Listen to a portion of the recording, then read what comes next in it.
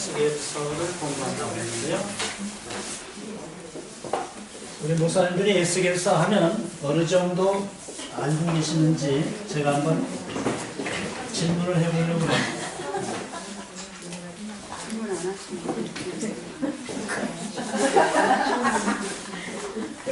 매력은 질문 안 하는 게 매력. 그러면 지금 이 자리에 앉아 계신 여러분들은 저는 한국교회를 대표하는 분들이라 이렇게 생각을 합니다. 구약 39권 가운데 에스겔서가 차지하는 위치입니다. 우리가 성경을 대할 때 언제든지 창세기에서부터 말라기까지 전체를 하나의 언약으로 봐야 됩니다. 이 전체를 하나의 언약으로 볼 때에 에스겔서가 차지하는 위치가 있습니다. 그러니까 하나님께서 에스겔서를 기록으로 남기실 때 기록자를 사로잡으셔서 성령의 감동으로 기록하도록 했다는 사실을 우리가 알고 있습니다. 그렇다면 성령의 감동을 받은 에스겔서를 기록한 저자가 무엇인가에 이끌려서 하나님의 언약 아래 이것은 꼭 기록으로 남겨야 되겠다 해서 남겼을 것으로 우리가 역으로 추정해 볼 수가 있습니다. 지금 나는 여기에 계신 여러분들이 왜 에스겔서를 먼저 공부하자고 했는지 그 이유를 묻고 싶은 거예요. 사실은 우리 앞서 신앙의 선배들은 오경, 모세가 기록한 5권의 책, 그 다음에 역사서, 이스라엘의 역사가 본격적으로 바벨론 포로, 애굽에서 포로 생활한 이후에 나온 것으로부터 바벨론 포로 생활까지, 그 다음에 선지서, 선지자들이 기록한 하나님의 말씀, 또 이제 분류할 때 시가서라고 그래서 히브리 시적 형태로 기록한 말씀, 이렇게 주로 크게 4그룹으로 나누어서 구약을 이해합니다. 그러면 그 가운데 우리 앞선 선배들이 대선지서, 소선지서, 그래서 선지서를 이렇게 나누었는데 대부분 선지서 그러면 이사야부터 출발합니다. 이사야, 예레미야, 에스겔, 다니엘. 근데 여러분들은 왜 이사야, 예레미야를 팽개치거나 무시하거나 별로 그건 흥미도 없고 재미도 없고 공부하기 적절하지 않다 이렇게 밀어버리시고 에스겔서부터 공부하려고 했는지 모르겠어요. 이유가 뭡니까? 그만큼 에스겔서가 쉽고 중요하고 공부할 만한 것이 있다 이렇게 생각을 해서 그렇습니까? 그럼 이사야서는 뭐 별로입니까? 사실은 이사야서에 나타난 그리스도의 의미는 예수님이 이 땅에 계실 때에 구약 성경에서 가장 많이 인용한 책이 이사야서입니다. 어쨌든 에스겔서부터 공부하기로 했으니까 합니다. 자, 에스겔서는 아무렇게나 어느 때 기록한 게 아니에요. 그래서 에스겔서가 차지하는 위치를 제가 지금 잠깐 설명을 해드리겠습니다. 왜냐하면 성경을 이해할 때 배경을 이해하지 않고 성경을 보는 것은 얼만큼 무섭냐면 소경이 눈을 감고, 소경은 안 보이잖아요. 근데 또 소경이 눈을 감고 문고리를 찾는 격입니다. 배경을 알지 않고 성경을 이해하는 것은 그렇다는 것이죠. 그러면 제가 에스겔서, 또 다니엘서, 이사야서, 예레미야서, 에스겔서, 다니엘서의 위치를 한번 말씀을 드리겠습니다. 이스라엘에 16번째 왕이 있었는데, 13번째 왕이 있었는데, 이 13번째 왕이 여러분이 잘 아시는 히스기야입니다.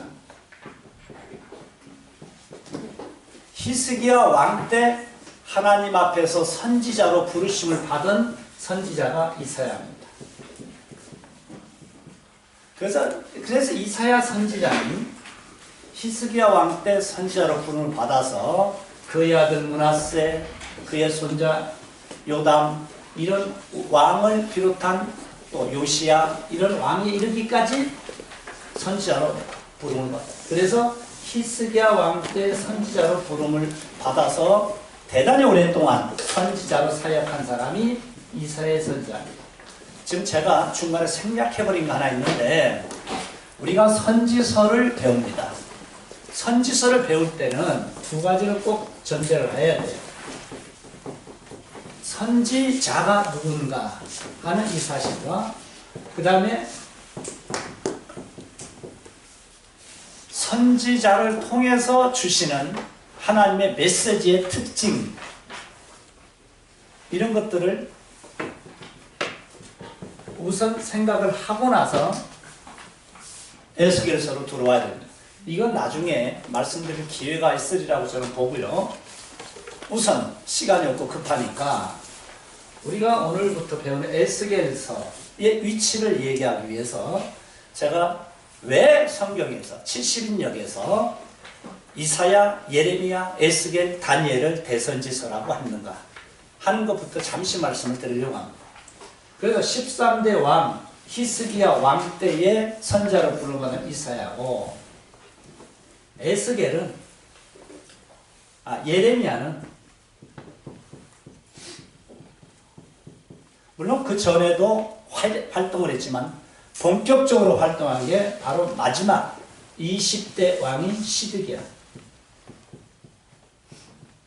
때 본격적으로 사역을 했습니다. 그러니까 대선지서에 이사야, 예레미야, 에스겔, 다니엘이 있는 것은 우연하게 있는 게 아니라 하나님의 구원 역사를 이끌어 가시는 하나님께서 때가 되었을 때에 이사야도 부르시고 또 때가 되었을 때 예레미야도 부르시고 또 때가 되었을 때 에스겔도 부르시고 그리고 또 하나님의 언약을 이루실 때가 되었을 때 다니엘도 부르셨습니다. 안 나오니까 휴지통 다니엘. 그래서 흔히 우리가 구약에서 대선지서라고 불리는 이 의미는 대선지서라고 왜 부르느냐 소선지서라고 왜 불렀느냐 우리 신앙의 아픈 선배들이 70인역을 편집할 때 이렇게 불렀는데 대선지서는 선지자들이 위대하기 때문에 대선지자가 아닙니다. 또 소선지서는 선지자들이 위대하지 않기 때문에 소선지서가 아니고 대선지서는 양이 많다 그 말이에요.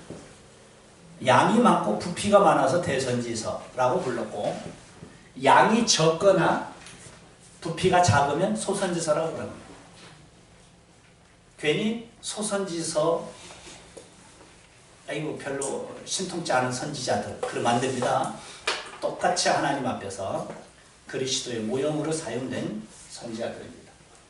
특히 이제 대선지서는 바로 이 역사 속에서 히스기야 왕 때부터 하나님의 부르심을 받아 선지 사역을 한 사람이 이사야예요.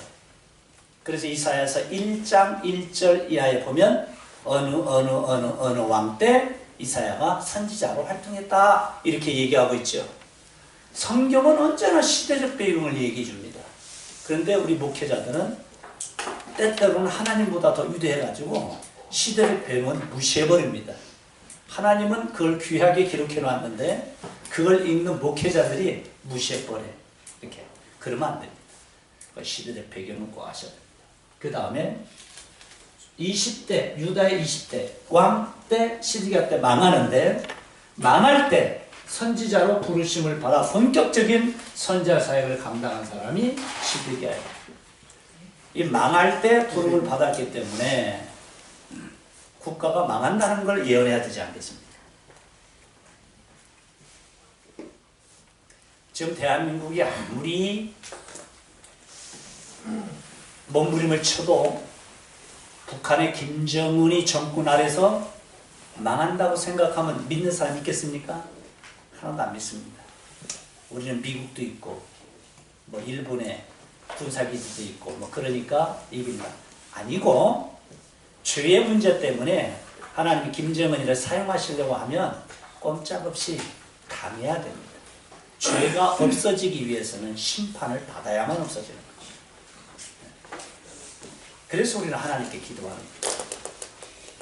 예레미야 선지자가 망한다 이렇게 예언합니다. 그리고 받아들여라.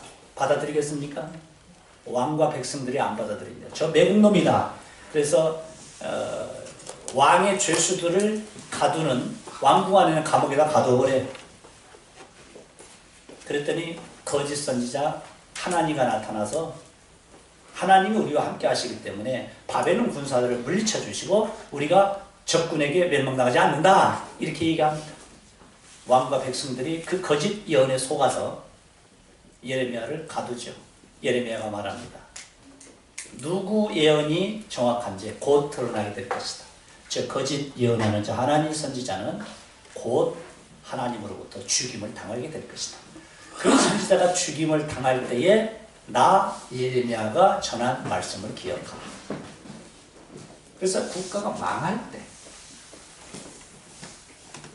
더 재미있는 건 이사야 선지자를 부르시고 이제 정신 차리지 않으면 하나님의 심판을 받을 것이다 라고 이사야 선지자가 얘기를 합니다. 그래서 이사야 선지자 반절까지 보면은 전부 다 심판에 관한 얘기밖에 없어요. 심판.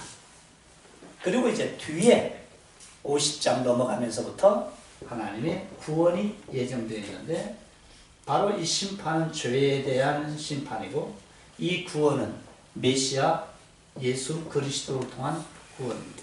어떻습니까? 이사야서를 1장부터 66장까지 외우다시피 읽어보면 딱 두 가지가 떠오릅니다. 하나는 죄에 대한 심판, 또 하나는 하나님의 은혜에 의한 구원. 이사야서에 죄에 대한 심판과 하나님의 은혜에 의한 구원이 있는데 죄에 대한 심판은 예수 그리스도를 모형으로 하고 있는 거예요. 그래서 이사야서에도 그리스도가 계시고 그를 믿는 자가 구원을 받는다고 하는 것으로 가득 차 있는 거예요. 그 후에 부름을 받은 예레미야 보십시오. 역시 마찬가지입니다. 예레미야도 죄에 대한 하나님의 심판을 선언합니다. 그리고 이 죄를 없이 하기 위해서 유다가 멸망을 당하고 그러나 멸망을 당하는 것이 끝이 아니라 70년 후에 다시 하나님께서 회복시켜 주시겠다. 회복을 또 얘기하시고. 그런데 이 회복조차도 인간이 하는 게 아니라 때가 되면 하나님께서 성령을 보내주셔서 죄를 회개케 하고 통해 자복하게 한 다음에 용서를 받게 하시고 다시 가나안 땅으로 돌아가도록 회복시켜 주신다.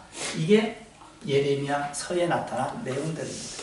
그 예레미야서를 읽으면 너무너무 잔인해서 읽지를 못할 만큼 잔인합니다. 죄에 대한 심판의 결과죠. 특히 예레미야 애가 같은 거 읽어보십시오. 아이벤 여자의 배를 갈라버립니다. 왜 갈릅니까? 죄에 대한 하나님의 심판을 받는 거예요. 처자를 맞지. 죄를 없애기 위해서는 심판을 받아야 된다. 이 세상에 어떠한 종교도 죄의 문제를 취급하는 종교는 없습니다. 죄의 문제를 취급하는 유일한 종교가 기독교입니다.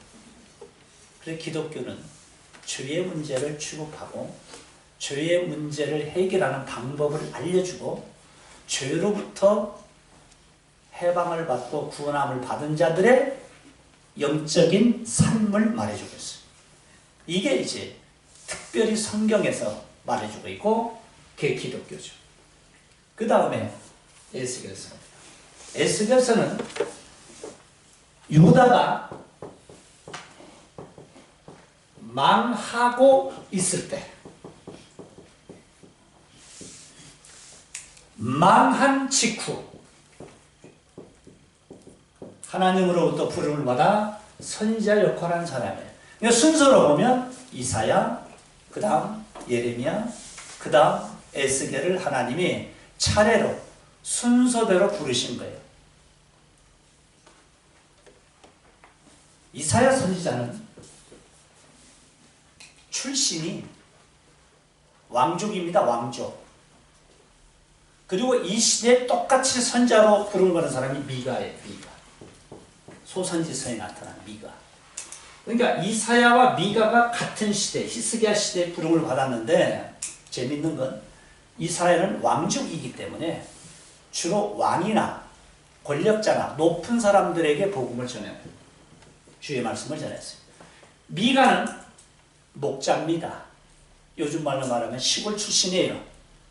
그래서 시골 사람들에게 주로, 농촌 사람들에게 주로 복음을 전했는데 놀랍게도 미가 선지자가 예언한 예언 속에는 우리 주님 예수 그리스도의 탄생할 장소를 예언했어요. 놀라운 일이에요. 하나님은 신분이 높은 사람, 왕족 출신도 부르시고 신분이 조금 낮은 목동 출신도 부르시지만 하나님의 언약을 그들의 입에 넣어 주어서 전하게 하는 데는 차이가 없어요. 차이가 없어요. 주로 이때 히스기야 시대에 부름을 받은 이들은 죄에 대한 심판과 먼 훗날 그리스도 안에서의 구원을 다 얘기하는. 자, 미가 선지자 예수 그리스도의 탄생을 얘기하고, 이사야 선지자 예수 그리스도의 뭐죠? 고난. 그래서 이사야서 53장 같은 경우는 우리 목사님 다 외우고 계시죠? 아, 외우고 있잖아요. 안 그런 척 하지 마세요. 다 외우고 있잖아요. 왜냐하면 그리스도의 고난으로 가득 차 있으니까.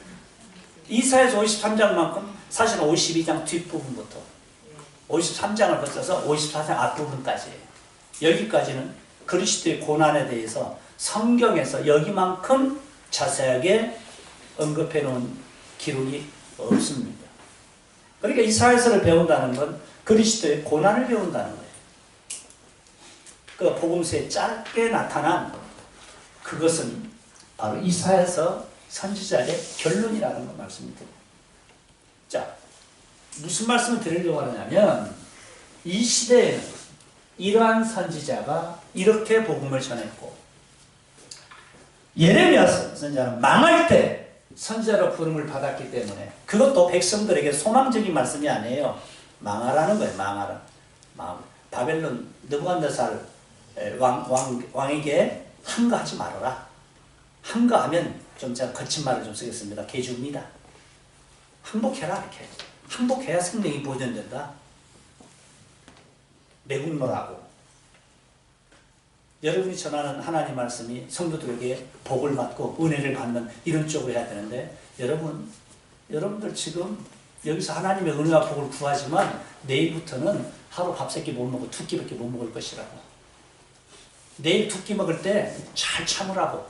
이런 설교를 한다면 여러분 신나겠습니까? 여러분들 신나지 않고 듣는 사람도 신나지 않는데, 제가 이제 잠시 말씀드리려고 합니다. 구약시대의 선지자라고 하는 신분은 하나님의 말씀을 받아서 그대로 전하는 사람이에요. 이게 선지자예요. 근데 오늘날 목회자들은 특히 선지자적인 사명을 가지고 있어요. 그래서 성경에 기록되는 하나님의 말씀을 그대로 전해야 돼. 가감해서는 안 돼. 설교한답시고 엉터리로 얘기하면 안 되는 거예요. 그러면 하나님으로부터 징벌받습니다. 구약시대의 선지자의 역할은 듣든지 안 듣든지 그대로 전해야 됩니다. 그리고 하나님의 말씀만을 전해야 돼. 예화를 든다고 막 불교 예화를 들고 이런 일을 하면은 안 됩니다. 네? 무속신앙적인 예화를 들고 절대 있을 수가 없는 불쌍하다. 하나님의 말씀만 전해야 됩니다. 그러면 성령께서 그 말씀을 붙드시고 사용하셔서 듣는 자를 변화시키고 아멘. 듣는 자를 회개시키는 거죠. 아멘. 여러분, 여러분이 전하는 말씀을 가지고 여러분이 듣는 성도들을 회개시킵니까? No. 듣는 자들을 여러분이 감동시킵니까? No. 어떤 설교자는 설교를 해서 자기가 입으로 씹어가지고 그걸 꺼내가지고 넣어주려고 그래요. 자기가 설교하고 자기가 감동시키고 자기가 다 적용하려고 합니다. 아닙니다. 설교자의 본분은 하나님의 말씀을 있는 그대로 전하기만 하면 성령께서 그 말씀을 사용하셔서 각자 듣는 자가 듣는 자에 합당하게 하나님이 역사하시는 겁니다. 아멘. 그러니까 설교에 너무 부담 갖지 마세요. 또 너무 교만하게 또 생각도 마세요. 나는 있는 그대로, 이게 바로 선지자적인 역할이에요. 놀랍게도 에스겔서 1장과 2장에 이게 있습니다. 그래서 우리가 이 땅에 잠시 살면서 목회자로서의 지금 사명을 감당하는데 우리가 어떻게 하나님 앞에서 목회자의 사명을 잘 감당할 것인가 하는 것도 여기 에스겔서 1장과 2장에 있습니다.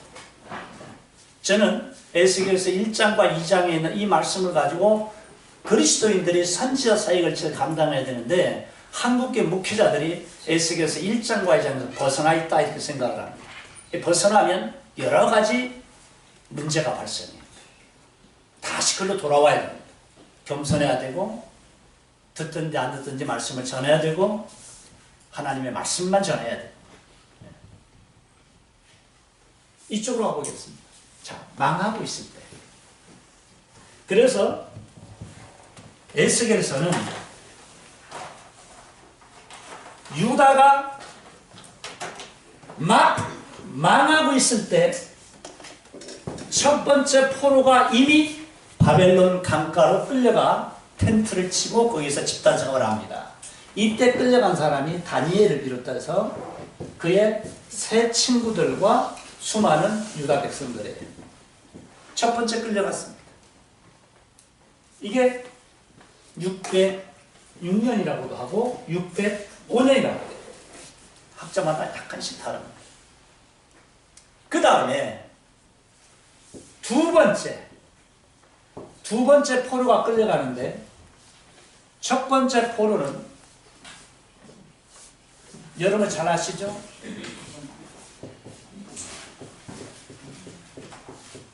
여호야김 18번째 왕인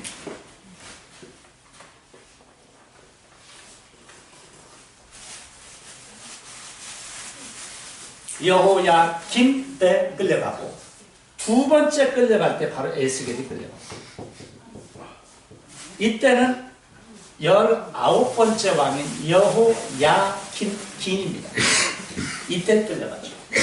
그래서 우리가 이번 오늘부터 공부하는 에스겔서는 에스겔서 역사적 배경은 유다의 19번째 왕인 여호야긴 왕 때 그때 끌려간 사람이에요.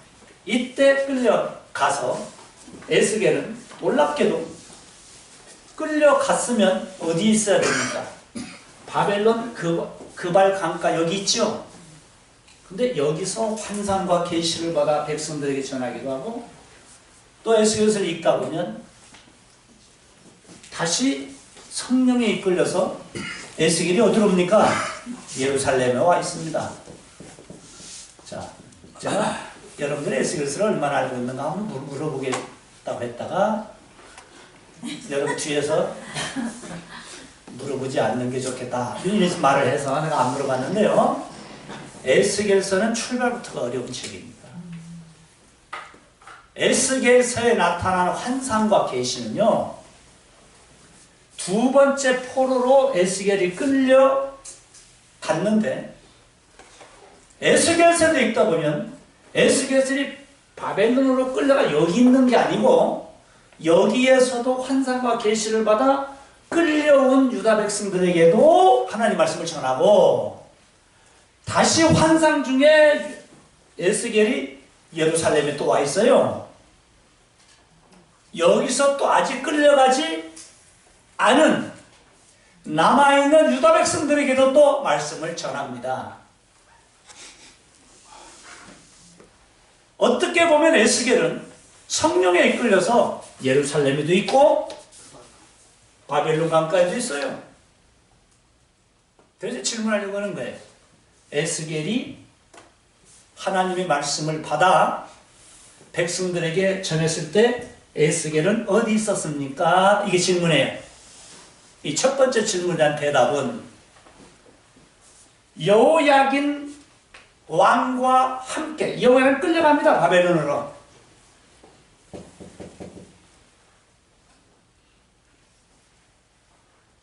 이 여호야긴 왕의 별명이 암사자예요. 암사자.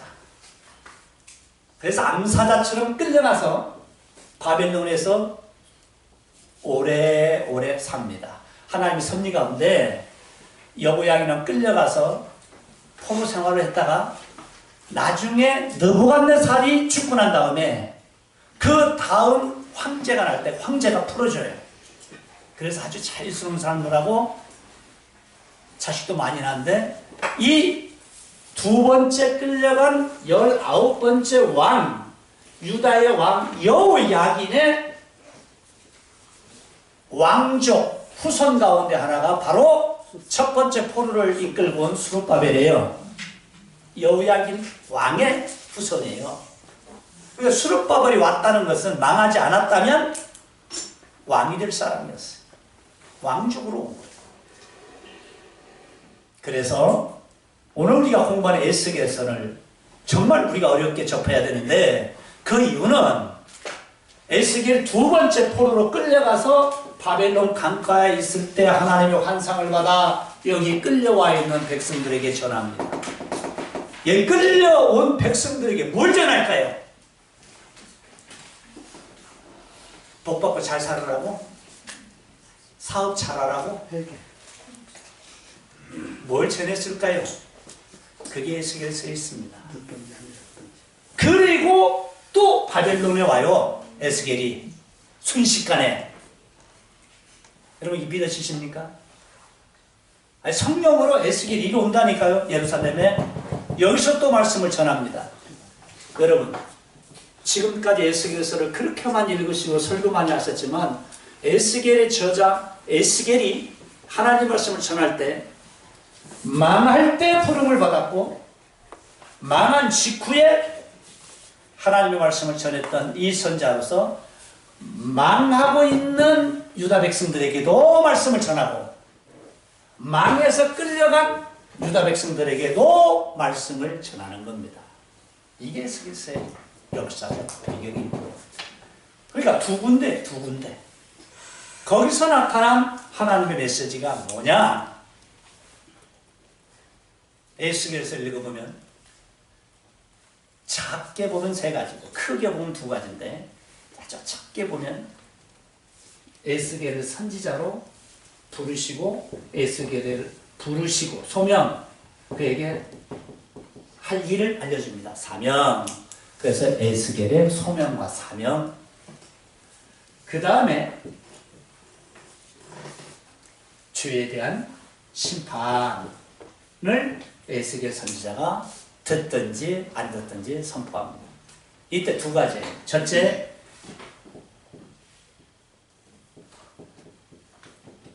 유다인들에 대한 죄에 대한 심판. 두 번째, 이방인들에 대한 죄에 대한 심판. 어떻습니까? 하나님 앞에서는 이방인이나 유대인이나 똑같이 죄에 대한 심판을 받는 거예요. 이것이 끝난 다음에 마지막 세 번째가 에스겔서에 나와 있는 마지막 세 번째가 바로 회개와 회복입니다. 겉으로 볼 때는 너무 산만하고 아무 재미가 없고 무슨 내용인지도 모르게 성경에 기록된 것 같은데 하나님은 바로 이 시대에 유다가 망하고 있을 때 망한 후에 하나님이 에스겔을 부르시고 소명 그에게 사명을 주셨습니다. 하나님 말씀을 전하라는 것입니다. 내용은 죄에 대한 심판인데 유다 백성들의 죄에 대한 심판, 이방인들의 죄에 대한 심판. 자, 성경에서 죄에 대한 심판만 있다면 인간만큼 불쌍한 존재가 없습니다. 성경은 언제든지 죄에 대한 심판이 있는 곳에 하나님의 긍휼과 은혜가 임해서 꼭 하나님께서 하나님의 방법으로 회개케 하시고 그들을 다시 하나님께서 회복시켜줍니다. 자, 보세요. 인간이 회개하면 하나님이 회복시켜 주신다가 아니라 성경은 하나님이 회개케 하시고 하나님이 회복해 주십니다. 이게 정답입니다. 그래서 이 사실을 깨닫게 되면 하나님의 은혜 아래서 여러분의 눈물샘이 자극돼서 눈물을 펑펑 쏟으면서 하나님의 은혜에 대해서 감사하지 않을 수가 없습니다. 이게 속였어요. 다니엘은 뭐냐? 예레미야 선지자가 여기서 예언했습니다. 너희가 끌려가지만은 그게 끝이 아니라 70년이 되면 다시 하나님께 돌려 보내줄 것이라. 70년이 됐습니다. 망한 지 70년이 됐을 때 갑자기 유다 백성을 끌고 왔던 바벨론이 망해버리고 새로운 페르시아 제국이 생깁니다. 끌려간 첫 번째 포로로 끌려간 다니엘이 어느 날 바벨론이 망하고 페르시아 황제가 취임했다 하는 소식을 듣게 됩니다. 깜짝 놀란 다니엘이 막 서책을 뒤져서 찾습니다. 뭘 찾았을까요? 다니엘이 예레미야 선지자가 예언한 그 책을 찾은 거예요. 그랬더니 거기에 보니까 70년 만에 다시 가나안 땅으로 되돌려 보낼 거라는 것을 알고 그 다음 그가 기도하기 시작했어요. 그러니까 다니엘은 바벨론이 멸망하고 페르시아 황제가 일어난다는 사실을 듣자마자 뭘 기억해냈다고요? 예레미야 선지자의 언약을 기억해냈습니다. 그리고 카운트를 해본 거예요. 우리 유다가 멸망한 지. 왜냐하면 첫 번째 포로로 끌려왔으니까 알까요 모를까요? 알죠. 여러분이 사업에 쫄딱 망해가지고 빈손으로 부산에서 서울로 올라온 그날을 잊어버리겠습니까? 안 잊어버려요. 그래서 세보니까 70년 됩니다. 아, 하나님의 언약이 이루어질 때가 됐구나. 그래서 다니엘은 기도하기 시작했는데 무엇에 기초해서 기도했다고요? 성경에 보면 언약. 언약에 기초하여 그가 기도하기 시작했어요. 그래서 그가 3-7일 기도하기도 하고 한때 두때 반때라고 하는 기도 응답을 얻기도 하고. 이건 무엇을 먹을까 마실까 입을까 하는 그런 기도가 아니라 하나님의 언약이 언제 이루어질 것인가를 묻는 기도예요. 이게 다니엘의 기도입니다. 제가 한마디 선언하고 나가겠습니다. 대한민국에서 행해지고 있는 다니엘의 기도 99.9%가 엉터리입니다. 왜 엉터리냐? 다니엘은 하나님의 약속을 붙들고 언약의 기초에서 기도했거든요.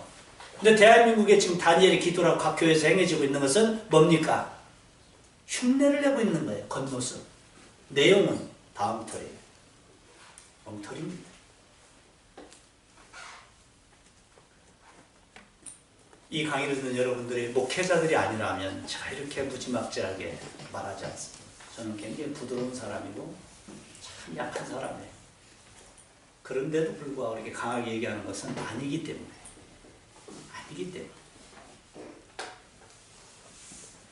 교회 안에는 언약적인 기도가 있지 않고 노속신앙적인 기도만 있어요. 그리고 기복적인 기도만 있고 한 걸음 더 나아가 신비주의적인 또 기도가 있어요. 이런 것들은 전부 다 개선되어야 합니다. 개혁되어야 해요. 다니엘의 기도는 절대로. 자, 지금 제가 이렇게 긴 시간을 거쳐서 이렇게 말씀을 드렸습니다. 거의 30분 이상을 이렇게 말씀드렸는데 그 이유가 있습니다.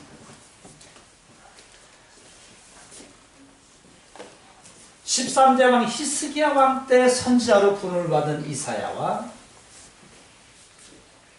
20대 왕 시드기야 때 본격적인 선지자 사역을 감당한 예레미야, 망한 다음 이 내용. 이 선지자들의 내용이 똑같을까요? 그 시대에 맞게 하나님의 메시지가 나왔는데, 물론 죄에 대한 심판은 다 똑같지만 시대마다 전해지는 하나님의 말씀이 다릅니다. 또 망할 때, 망한 이후에 유다 백성들에게 에스겔을 부르시고 또 말씀을 하시고 70년이 되면 다시 가나안 땅으로 돌려보내 주실 것이다는 예레미야에게 주신 이 언약의 성취가 이루어질 하나님의 때가 되었을 때, 하나님은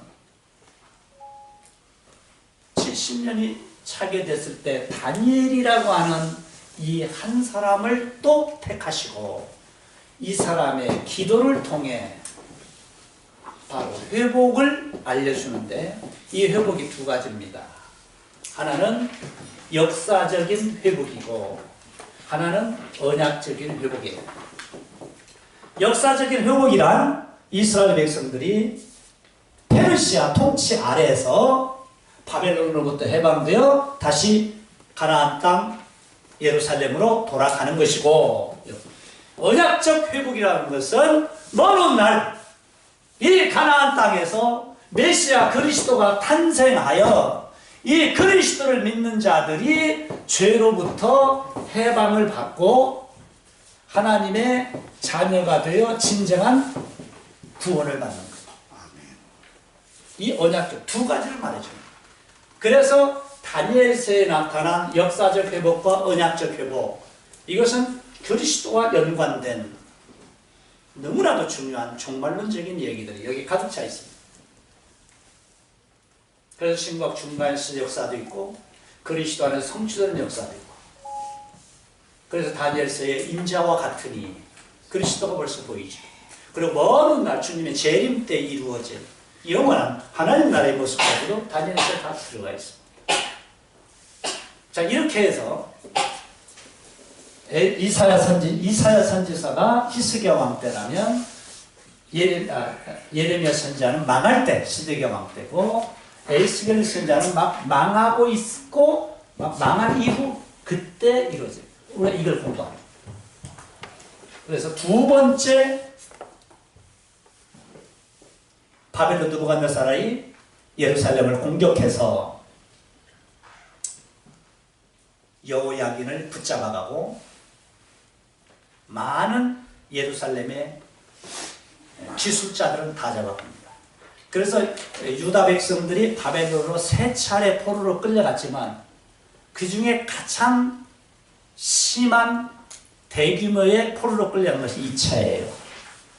그래서 2차를 뭐라고 부르냐면 예루살렘의 포로들이 바벨론으로 끌려갔다.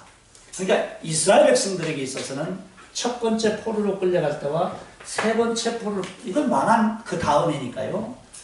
그것보다는 두 번째 포로로 끌려간 이것이 바로 가장 대규모적인 포로예요. 기술자들, 쓸만한 사람은 다 데려갔으니까요. 네, 이때. 그래서 성경에도 보면 각종 기술자들, 재능 있는 자들, 학식 있는 자들 다 잡아갔어요. 그때 에스겔 선지자도 끌려갔습니다. 그래서 첫 번째 포로 끌려갈 때 다니엘과 세 친구들이 끌려갔다면 두 번째 포로로 끌려갈 때 에스겔이 끌려갔고, 또 이때 여호야긴 왕도 끌려갔고 죽을 때까지 바벨론에서 삽니다. 그리고 그의 후손의 후손의 후손들이 나중에 가나안 땅으로 되돌아오게 되는 그런 역사. 그래서 에스겔서는 망하고 있을 때 망한 친구, 망하고 있는 유다 백성들에게 예루살렘에서 전하는 말씀이 에스겔서고, 끌려가서 바벨론 강가에 있는 유다 백성들에게 말씀을 전하는 사람도 에스겔이에요. 에스겔은 여기서도 전하고 여기서도 전해요. 어떻게? 성령의 감동으로 부르심을 받은 거예요. 참 이건 이해하기 어려워요. 그래서 비평주의자들은 이게 바로 신탁이다 이렇게 얘기를 합니다. 신탁. 그러니까 이건 일반 무속 신앙, 그 기독교가 아닌 일반 종교에서 신이 알려주는 것이다. 뭐 이런 식으로 얘기하는 거예요. 우리 기독교는 계시 종교고 성경은 계시 종교로 하나님이 알려주시는 것만 알 수가 있고 알려주셔야 알 수 있는 것이고 그래서 하나님이 알려주시는 것을 에스겔 선지자가 예루살렘에서도 남아있는 자들에게 여기 끌려간 자들에게도 말씀을 전하는 것입니다. 그래서 예레미야도 망한다. 망한 것을 받아들여라. 에스겔 선지자도 너희들이 바벨론에 가서 짐을 풀고 땅을 개간하고 집을 짓고 살아라. 왜? 70년 동안은 여기서 살아야 하니까. 이게 하나님의 섭리니까. 이렇게 말하면서 끌려가서도 보따리도 풀지 않고 가나안 땅에 돌아갈 것만 생각하는 유다 백성들에게 보따리 끌러라.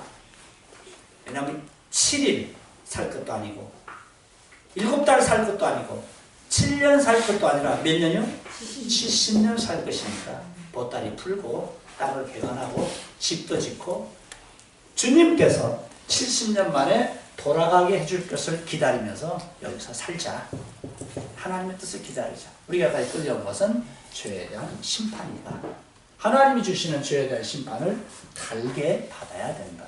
이렇게 선언했던 것이 에스겔서. 그래서 에스겔서는 앞부분은 죄에 대한 심판이 있지만 뒷부분에서는 눈물겹게 하나님께서 때가 되면 그들을 회개시키시고 회복시켜 주신다고 하는 복음입니다.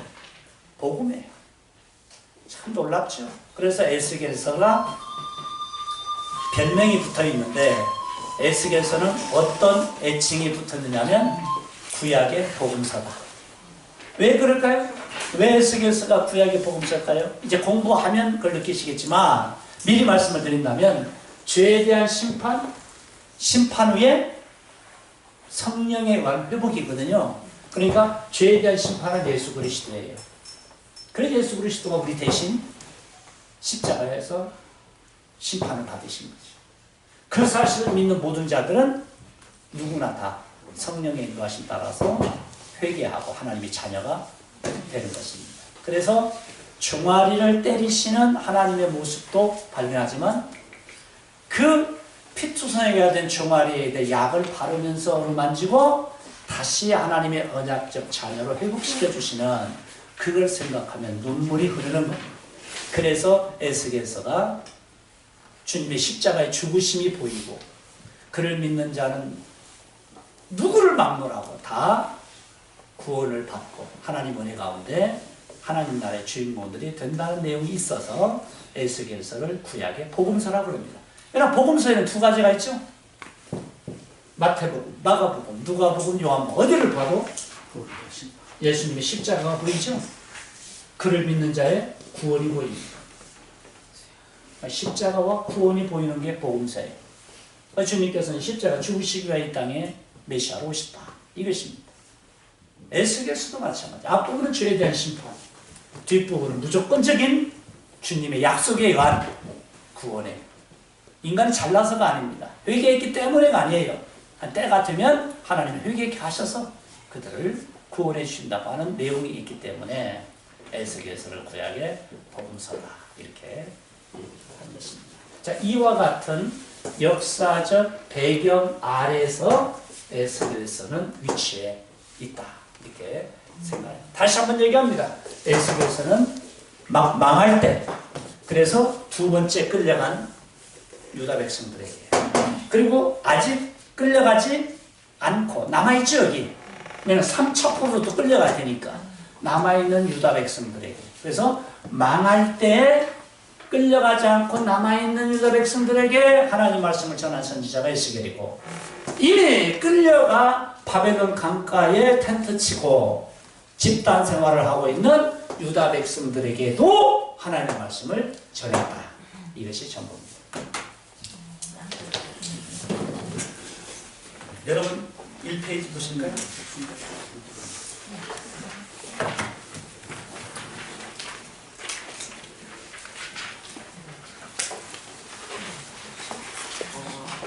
3페이지네요. 네, 3페이지. 자, 내용을 들어가기 위해서 잠깐 몇 가지 제가 정리해 드릴 게 있습니다. 자, 에스겔서의 저자 및 기록 방법이 있는데, 에스겔서의 저자는 제사장 부시의 아들 에스겔입니다. 그러니까 에스겔의 신분이 뭐라고요? 제사장입니다. 제사장. 제사장의 아들은 무조건 제사장이에요.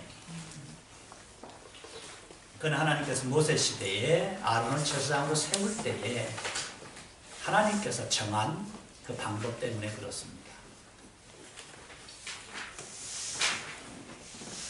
에스겔은 자서전적 표현으로 에스겔서 전체를 통일성 있게 기록했는데, 다니엘이 바벨론 왕 느부갓네살의 제1차 침공 때 여호야김 왕 때 포로로 끌려갔다 하면, 에스겔은 바벨론 왕 느부갓네살 제2차 침공 때 여호야긴 왕 때 포로로 끌려갔습니다. 거기 597년이라고도 하고 598년이라고도 합니다. 학자들에 따라 조금씩 다르죠. 이처럼 하나님의 심판의 도구로 사용되는 바벨론의 느부갓네살은 여러 번에 걸쳐 예루살렘을 침공하고 유다의 많은 백성들을 포로로 끌고 가 바벨론 강가에 두고 집단 포로 생활을 하게 했습니다. 자, 이러한 상황 아래 여호야긴 왕 때 백성들과 함께 바벨론으로 끌려간 에스겔은 하나님의 부르심을 받고 긴급하게 하나님의 여러 계시들과 말씀들을 듣고 또 전해야 하는 사명자로 부르심을 받습니다. 에스겔은 예레미야 동시대 인물로서 예루살렘이 망하기 약 7년 전, 그의 나이 30세쯤 되었을 때, 곧 여호야김 왕이 포로된 지 5년째 되는 해에, 자, 여호야김 왕이 포로된 지 5년째 됐다는 것은 마지막 왕 시드기야가 왕이 된 지 5년이 됐다는 말과 똑같은 말입니다. 그는 바벨론으로 가버렸기 때문에 바벨론 느부갓네살은 그의 삼촌 시드기야를 왕으로 세워놓고 여호야긴을 끌고 바벨론으로 갔기 때문입니다. 자, 그 다음 두 번째 줄 보세요. 4페이지. 그리고 그는 환상과 계시로 보고 들은 모든 것을 기록으로 남겼습니다. 죄로 인하여 하나님의 징계를 받아 바벨론으로 끌려온 유다 백성들은 거기서도 회개하지 않고 인간적인 노력으로 고향 땅에 갈 소망의 꽃을 피우고 있었습니다. 그러나 하나님께서는 이미 바벨론으로 끌려온 사람들과 아직 예루살렘에 살고 있는 유다 백성들에게 밑줄을 그어놓으세요. 징계받은 후에야 비로소 구원과 회복이 있을 것을 알리기 위해 하나님께서는 에스겔을 부르셨습니다. 뭐 후에요? 징계받은 후에 구원과 회복. 이걸 조직신학적으로 말하면 십자가가 없이는 구원이 없습니다.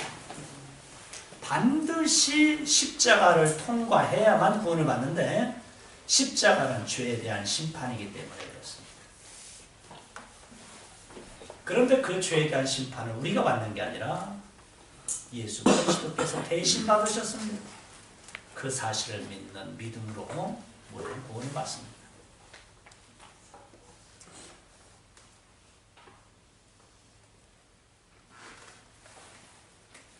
즉 예레미야 선지자에게 말씀해진 징계의 기간 70년이 끝난 후에는 다시 고국으로 돌려보내주실 것에 대한 하나님의 약속과 소망, 밑줄을 그어놓으세요. 하나님의 약속과 소망을 하나님께서는 에스겔을 통해 이스라엘 백성들에게 주셨습니다.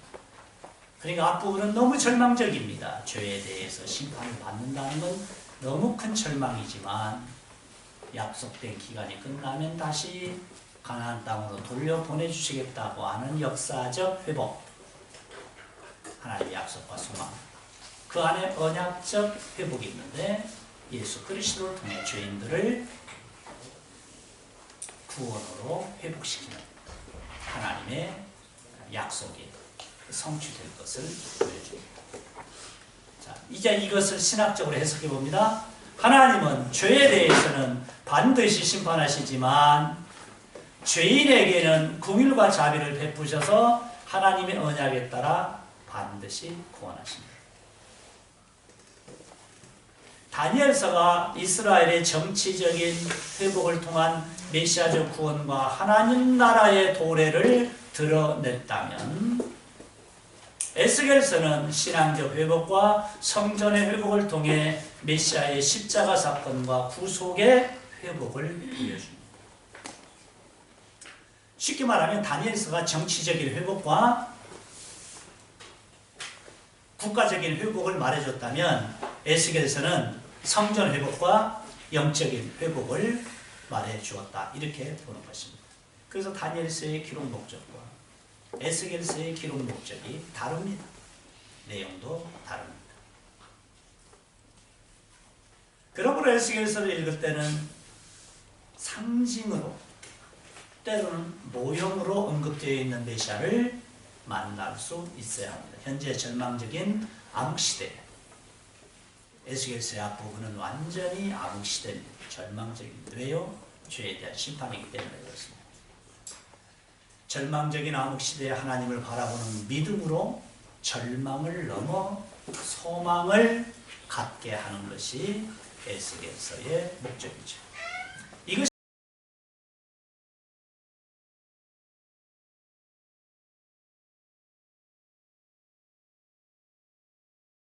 에스겔서의 주제는 에스겔서 전체 본문에 쉽게 찾을 수 있습니다.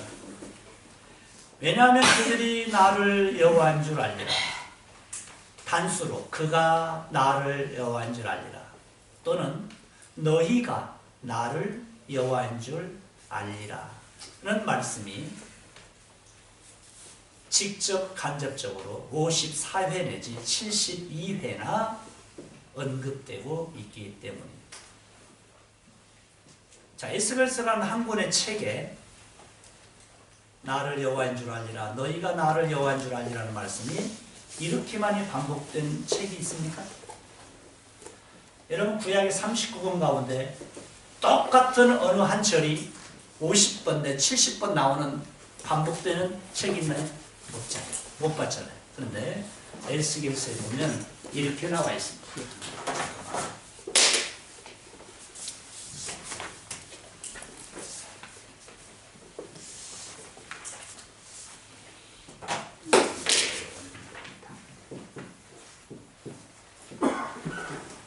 에스겔서의 주제는 키,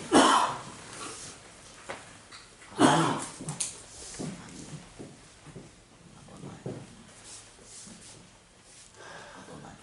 야훼 또는 아도나이, 이 세 개의 단어입니다. 키, 접속사일 때 키라고 있습니다. 키. 아니라고 합니다. 아니. 나는 이라는 1인칭 주격으로 사용되는 1인칭입니다. 야훼, 아도나이, 여호와, 모음을 붙이면 여호와, 모음을 붙이지 않고 자음으로만 읽으면 야훼 또는 야훼. 유대식으로 읽으면 아도나이, 주. 자, 이거 세 개를 직역을 해보겠습니다. 우리 한글 개혁성에는 너희가 나를 여호와인 줄 알리라 이렇게 되어 있는데 전부 다 나를 이라고 이렇게 목적격으로 했는데 이건 우리 한글말에 맞추기 위해서 쓴 것이고 히브리 원문 성경에 보면 이게 주격이에요. 나는 또는 내가 여호와라는 사실을 여기게. 너 또는 너희가, 그 또는 그들이. 자, 여기 단수와 2인칭 단수와 3인칭 단수, 2인칭 복수와 3인칭 복수. 너희 또는 그들이라는 이것만 다르지. 내가 주격이에요. 내가 여호와인 줄을, 여호와라는 사실을 너희가 알 것이다. 그가 그들이 알 것이다. 이 말이 무려 54회 내지 72번이 나와 있어요. 왜 제가 이렇게 했느냐. 54번은 직접적으로, 약간 간접적으로 해서 54회 내지 72번이나 에스겔서에 이 절이 나옵니다. 그래서 이것이 주제라는 말이죠. 하나님께서 성령의 감동으로 에스겔을 사로잡으시고 이렇게 말씀을 주셨고 또 이렇게 기록하도록 하신 거예요. 그러면 이게 무슨 말이냐? 이제 이것이 마지막으로 제일 중요한 거예요. 그럼 이게 무슨 말일까요? 이게 예? 너희가, 그가, 그들이 나를 여호와니라. 그렇습니다. 하나님께서 죄에 대해서 심판을 하시고 그리고 무조건적으로 그들을 용서하시고 구원하실 때에 이 두 가지를 보는 자들이 다 같이 탄복하면서 하나님 앞에서 신앙 고백을 하면서 그들이 알게 될 것이라는 거예요. 언젠가. 이런 얘기예요. 저 두로가 금덩이로 장식된 나라고 상아가 있고 백성들은 상아 침대에서 잠자고 먹는 것마다 쇠고기 1등급만 먹고 이렇게 살았던 두로가 어느 날 그들의 죄에 대해서 하나님의 심판받는 것을 보고 백성들이 어떻게 놀란다고요? 아하! 그를 심판하시는 분이 누구라고요? 하나님이라는 사실을 알게 된다는 거예요. 이해하시겠습니까? 또 에집트 사람 얼마나 이스라엘을 괴롭힌 사람이에요. 그런데 때가 되니까 하나님이 애굽 사람들을 회개케 하시고 용서하셔서 그들을 구원하시니까 아하! 애굽 사람들이 구원받는 것을 보는 많은 사람들이 야, 이 에집트 사람들을 구원하시는 바로 그분이야말로 여호와라는 사실을 그때서 알게 될 것이다. 다 놀라서 탄복하는 거예요. 그러니까 죄에 의해서 심판받는 모습을 보고 그들을 심판하시는 내가 여호와라는 사실을 알게 될 것이다. 형편없는 에집트 사람들이 회개하고 구원받는 것을 보고 아하! 에집트 사람들을 회개시켜서 구원해 주시는 분이 여호와 하나님이시구나 하고 놀라 자빠진다는 겁니다. 자, 이것에 적용해 볼까요?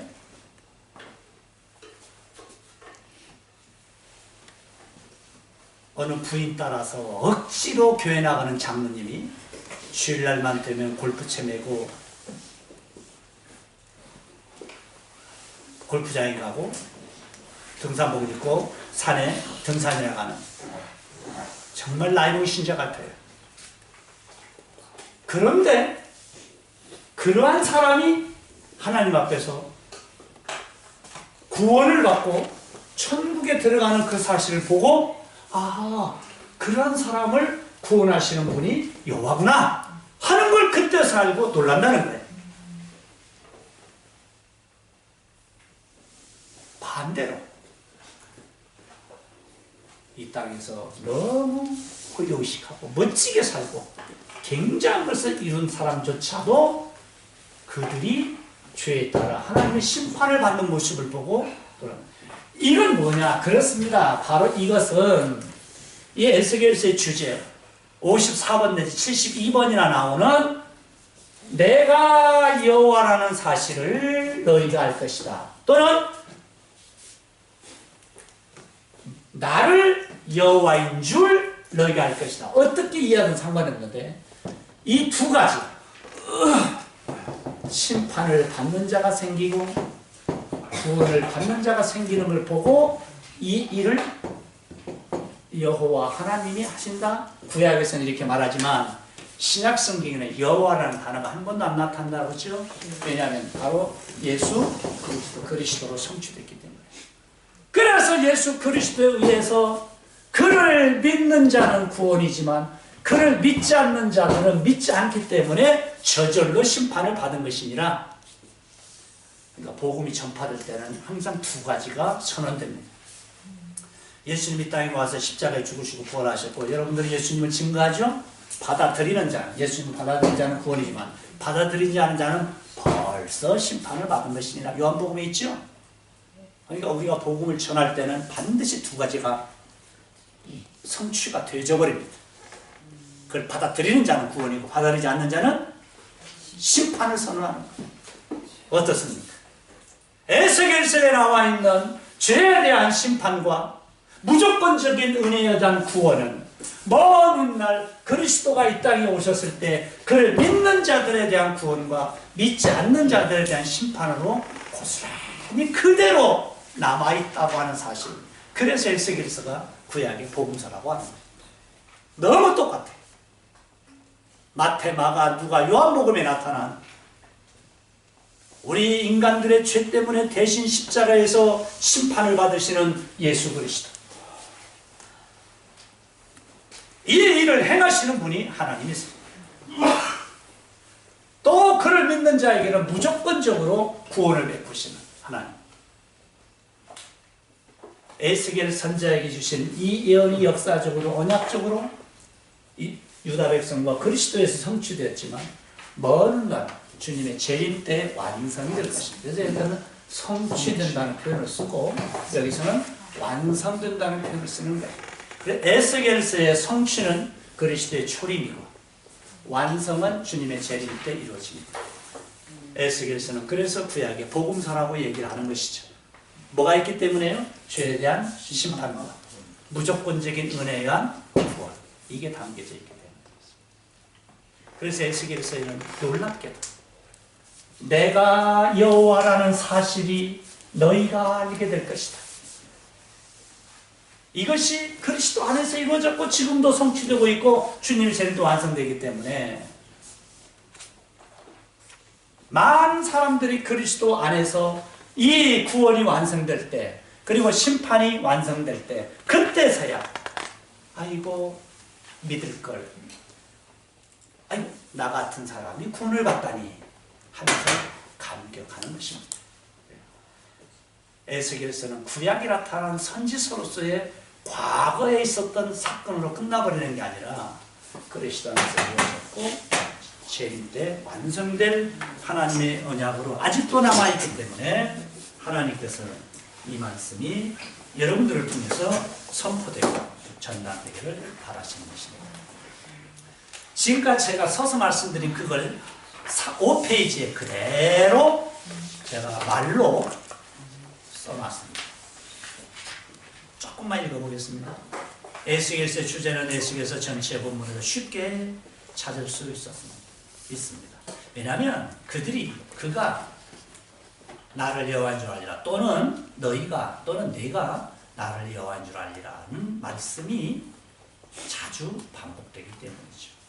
하나님의 언약 백성들을 치시고 심판하면서까지 다시 깨닫고 돌아오기를 기다리시는 하나님의 오래 참으시는 긍휼을 배우셨습니다. 유다 백성들의 죄를 심판하시는 목적은 그들을 단지 괴롭히고 벌을 주려는 것이 아니라 그들을 사랑하시는 하나님만이 참 여호와이심을 알게 하려는 데 있으며 또한 택한 이스라엘 백성을 통해 반드시 언약을 이루실 것을 알려주려는데 더 큰 목적이 있음을 배웁니다. 또한 죄는 반드시 심판하시지만 회개하고 돌아오는 죄인을 용서하시고 구원하시는 하나님의 자비로운 속성을 알리는 것이 에스겔서의 목적이기도 합니다. 인간은 죄인이기 때문에 죄를 짓습니다. 이걸 뒤집어 말하면 안 됩니다. 인간은 죄를 짓기 때문에 죄인이 아닙니다. 죄인이기 때문에 죄를 짓습니다. 그 죄인을 구원하시기 위해 언약을 주셨고 그 언약을 믿는 자들에게 구원을 베푸시는 하나님의 구원 역사 중 일부가 에스겔서의 내용입니다.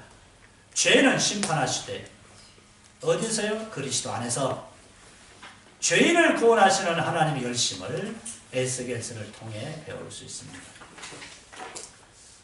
자, 이렇게 너희가 나를 여호와인 줄 알리라는 말씀의 대표적인 것이 에스겔서 6장 7절입니다. 그 6장 7절 밑에 밑줄을 그어놓으십시오. 내가 여호와인 줄을 너희가 네가 그가 그들이 알게 될 것이라는 하나님의 선언이 무려 70회 이상이나 반복되었습니다. 제가 이렇게 말하면 잊어버릴까봐 제가 얼마나 또 짓궂습니까? 6페이지 보세요. 다 써놨죠? 7페이지에 또 써놨죠? 제가 이 책을 볼륨을 두껍게 하기 위해서 이렇게 하는 것이 아닙니다. 실제로 이렇게 많이 나와 있다는 것을 여러분의 눈으로 확인시켜드리고 싶어서 그대로 실어놨습니다. 여기 빠진 것도 있습니다.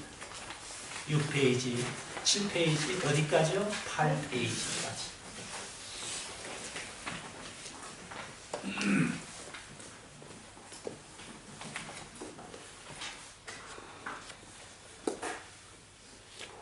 이렇게 해서 에스겔서는 다 끝났습니다.